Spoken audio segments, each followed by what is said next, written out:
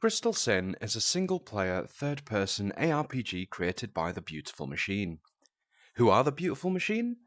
We're a team of final-year students from the University of Bradford. Our project manager and resident nag, Tobias manages the team and helps to provide momentum and direction to the project.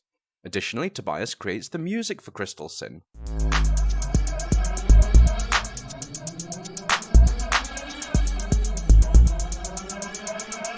Crafting the narrative and story elements is Will. He creates the foundational structure for the game to be built upon, detailing the world, characters, and creatures that populate the game. Will also manages the marketing and graphic design for The Beautiful Machine. For level design and shader work alongside other gameplay and technical aspects of Unreal, we have Ben. Following the completion of these steps, Ben will be working on game mechanics, animations, and combat design.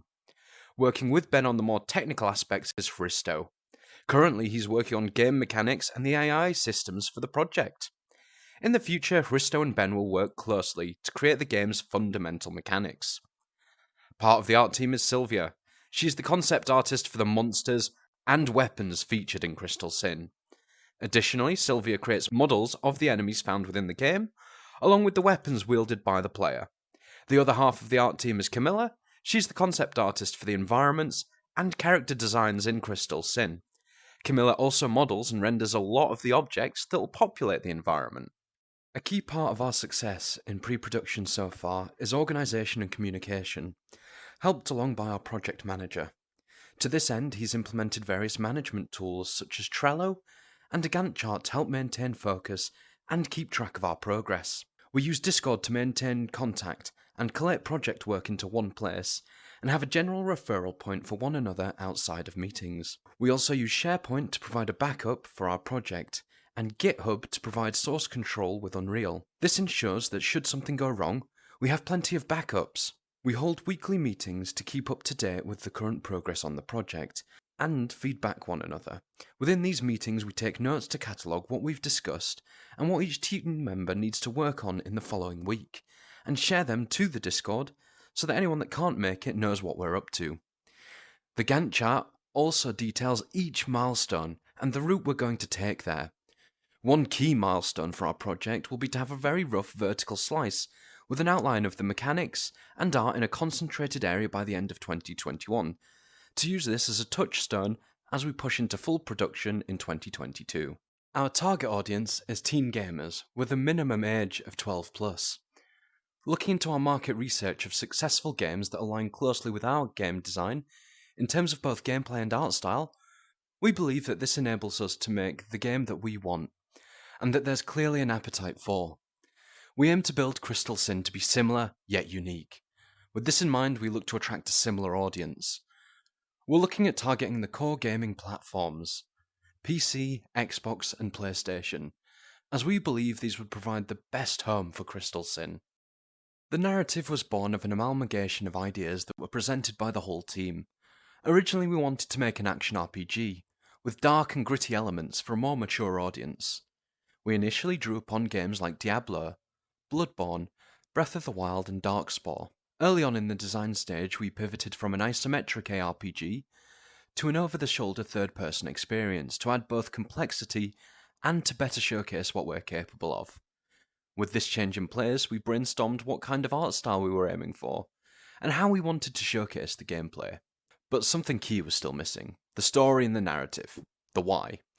Our narrative designer stepped up to create and write a world that our game was going to take place in, detailing a rich backstory and key narrative beats of our playable segment, giving the player and the world some much-needed context. The narrative is not just exposition or a minor detail, as it touches on the art and gameplay design of Crystal Sin, informing the decisions about the peoples, the creatures inhabiting a world, how they operate and interact, who and what is dangerous, laying the foundations that will help shape Crystal Sin as we move forward in the production process.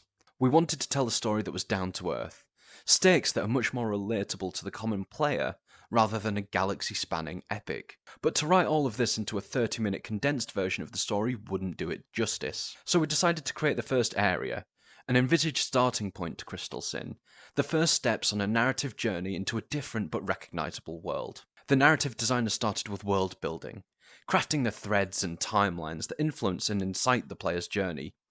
The world building covers a much wider and epic scope than what's seen in our game, but those narrative blocks provide something to refer back to when we need an answer for the most important question. Why? Why did X do this? Why does Y want that?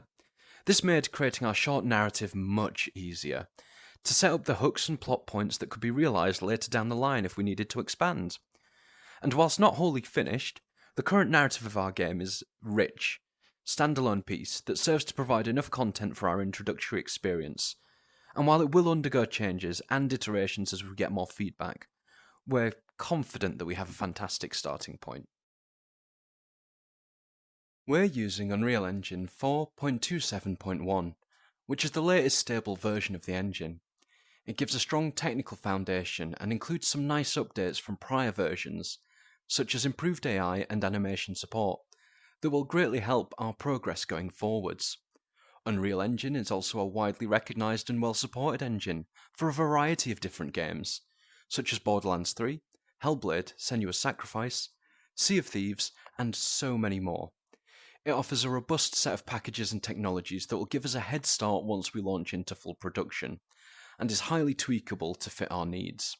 It supports both C++ and has a bespoke visual coding system called Blueprints, which are much simpler to pick up and use, and allow for quick and iterative design. Unreal also has excellent support for the latest rendering features, such as ray tracing, and highly customizable shader systems that we've already started exploring and tweaking.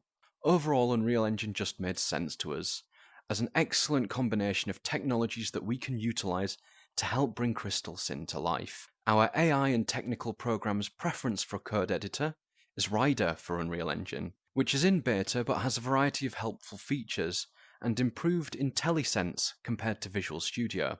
This enables him to improve the time to write code, as well as providing a helpful profiler which lets him know if something could be optimised or is depreciated in the current build of Unreal. For the creation of art in pre-production, we're using the following software.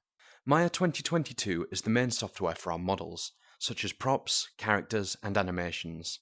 Maya is an industry standard tool, and has good support for everything that we're looking to create, and is familiar to everyone on the team. To supplement Maya, we're also using Blender for sculpting our models, as it's free and flexible, and has good support from the community in terms of both tutorials and free plugins. For the sketches and artwork, we're using Clip Studio Paint, Illustrator, and Photoshop 2020. The wide variety of tools ensures that our artists have a flexible range of options available to them. As for the audio, we're planning on creating it ourselves. We have the option of creating it in both Ableton Live and FL Studio 20. Both of these tools also allow us the versatility that we need going forwards. As a stretch goal, we plan on doing voiceovers for the NPCs, the player character, that we will record on campus. However, this is something that will require a lot of work and additional actors, and as such falls outside of our main production scope, but is something that we'd be very keen to include. Our source control is going to be handled by Git, and hosted on GitHub. It's supported natively by Unreal Engine, which makes it very convenient to have a backup repository, as well as have multiple people working on the project at the same time, to enhance our productivity once we move into full production. Looking toward the future for Crystal Sin in terms of both pre-production and full production, we want to continue to hit production milestones and continue creating content that we're proud of. We've started looking at advertising and marketing in a way that grabs our core audience. We want to stand out, so on top of social media accounts that we've already set up, we're looking at physical media that we can hand out, shirts, USB sticks, to capture the audience attention and give them a physical key into our amazing digital world. Our key aim by the end of pre-production is to create core features within a vertical slice environment. That is to say, we want a rough cut of all of our core gameplay loops and early placeholder 3D art so that we can make sure our audience love the game as much as we do. This will inform the future development of our game moving into full production, as it will allow us to gather feedback and act as a reference point for future content as we move into full production for both gameplay and artwork.